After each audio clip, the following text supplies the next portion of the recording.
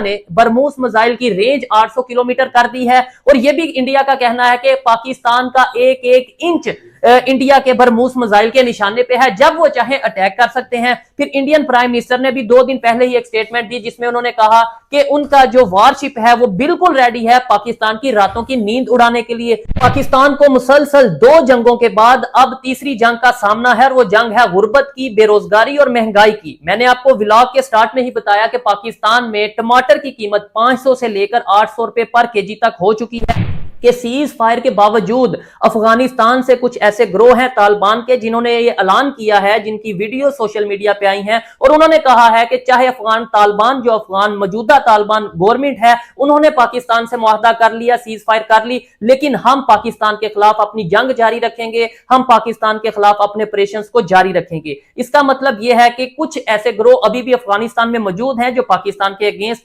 वक्तन फवक्तन किसी ना किसी एक्टिविटी में इन्वॉल्व रहेंगे। इंडियन एयरफोर्स चाइनीज एयरफोर्स से रैंकिंग में आगे आ चुकी है, यानी कि अमेरिका रशिया के बाद अब इंडिया की एयरफोर्स है तीसरे नंबर पे दुनिया में powerful. For example Indian army chief जो हैं उन्होंने रिसेंटली कहा कि अपने जवानों को कि आपको मौका मिलेगा ऑपरेशन सिंदूर 2.0 में। वो कुछ ऑफिसर से खिताब कर रहे थे। फिर डिफेंस मिनिस्टर साहब ने अगले दिन कहा, राजनाथ सिंह साहब ने, कि हम ऑपरेशन जो ब्रह्मोस मिसाइल है वो पाकिस्तान के कोने कोने पे जो है वो हिट कर सकता है। What do you make of that general साहब? अभी कल फॉर एग्जांपल देख रहे थे कि प्राइम मिनिस्टर मोदी जो है वो INS विक्रांत पे गए हुए थे। तो मतलब there is no challenge for India other than Pakistan. Pakistan के अलावा तो कोई खतरा नहीं है। इंडिया और चाइना की तो अभी लड़ाई के कोई चांस नहीं है, ताल्लुकात बड़े अच्छे अभी बिल्डअप हो गए हैं। तो why is this so much war rhetoric, war mongering? Pakistan में इसको समझने की कोशिश की जा रही है। What do you make of that as a senior army officer? Sir आपका क्या व्यू है? बहुत अच्छा सवाल है आपका, क्योंकि अब देखिए अगर आप हमारी हिस्ट्री में भी चले जाएं, हमारे देशों की हिस्ट्री में, तो ताल्लुकात कभी भी इतने अच्छे नहीं रहे हैं। एक साइन कर्व की तरह कुछ देर ये आपके अच्छे रहे ताल्लुकात, बट ज़्यादा देर आपके ताल्लुकात अच्छे नहीं रहे।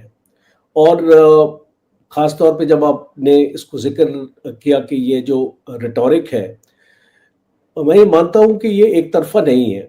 अब ये आपकी तरफ से भी आता है, और अगर आप जनरल मुनीर की स्पीचेस भी देखें, और अभी जो पाकिस्तान मिलिट्री एकेडमी में भी जो स्पीच दी है जनरल मुनीर ने, उसके पहले वो जब फ्लोरिडा गए थे वहाँ से भी जनरल मुनीर ने कुछ स्टेटमेंट्स दी थी। जगलर वेन के बारे में बात कर रहे थे कि कश्मीर हमारा जगलर वेन है।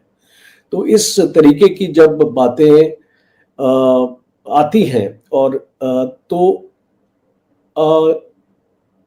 एक नेचुरल एक फॉल आउट है पॉलिटिकल लीडरशिप का। देखिए पॉलिटिकल लीडरशिप अपने अवाम को एक मैसेज देना चाहती है, और ये मैसेज देना चाहती है कि वो कमज़ोर नहीं है, फौजें उनकी कमज़ोर नहीं हैं, और फौजें उनकी हमेशा तैयार हैं कोई भी अगर चुनौती बॉर्डर के उस पार से आती है।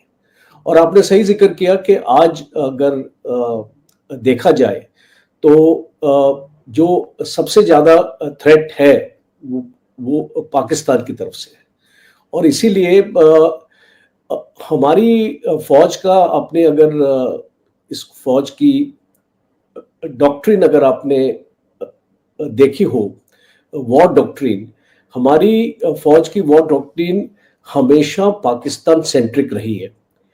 पर कुछ सालों से जब चाइना की चुनौती आई थी गलवान में, और गलवान के बाद जो एक सिचुएशन बन रही थी लाइन ऑफ एक्चुअल कंट्रोल के ऊपर, तो हमने अपनी डॉक्ट्रिन में बदलाव डाला, और फिर अभी कुछ फोर्सेस जो हमारी पाकिस्तान की तरफ सेंट्रिक थी, हमने उनको मूव किया चाइना बॉर्डर पे। तो आज भारत की अगर आप एक थ्रेट परसेप्शन को उसको एनालाइज करने की कोशिश करें, तो चाइना भी हमारा थ्रेट है। और इसको ये कहना कि अगर हमारे चाइना से रिलेशन अच्छे हो गए, अच्छी बात है वो, बट हम अपना गार्ड लोअर नहीं कर सकते, क्योंकि अगर आपने देखा होगा लाइन ऑफ एक्चुअल कंट्रोल पर ना तो चाइनीज की मिलिट्री स्ट्रेंथ डिप्लॉयमेंट कम हुई है और ना ही हमने कम करी है। तो अभी एक वेट एंड वॉच की पॉलिसी है वहां पे। जैसे जैसे कॉन्फिडेंस बिल्डिंग मेजर्स इंप्रूव होंगे, मुझे लगता है कि फोर्स की जो स्ट्रेंथ है वहां पे कम की जाएगी। कुछ पेट्रोलिंग पॉइंट्स पे एक एग्रीमेंट हुई है। जय हिंद दोस्तों, एक और वीडियो में आपका स्वागत है। जैसा कि आपने वीडियो में देखा कि ब्रह्मोस मिसाइल का एक सफल परीक्षण हुआ है, जो अब 800 किलोमीटर रेंज तक हो गया है और इससे हमारी पहुंच पाकिस्तान के कोने कोने तक पहुंच चुकी है। और जैसे कि आपको पता है, इसी ब्रह्मोस ने ऑपरेशन सिंदूर 1.0 में तबाही मचा दी थी पाकिस्तान में। चाहे वो कोई भी जगह हो तो वहाँ पर पहुँच गया था, पर कुछ कसर ब्रह्मोस मिसाइल के रेंज में बाकी थी, जो वो कसर आज पूरी हो चुकी है। दिवाली के इस मौके पर भारतीय सेना अध्यक्ष ने ये ऐलान कर दिया कि अब ऑपरेशन सिंदूर 2.0 भी ज़रूर लड़ने का मौका मिलेगा और पाकिस्तान को ये भी सबक सिखाएंगे कि पाकिस्तान अपनी औकात में रहे और जितना हो सके उतना भारत से दूर रहे।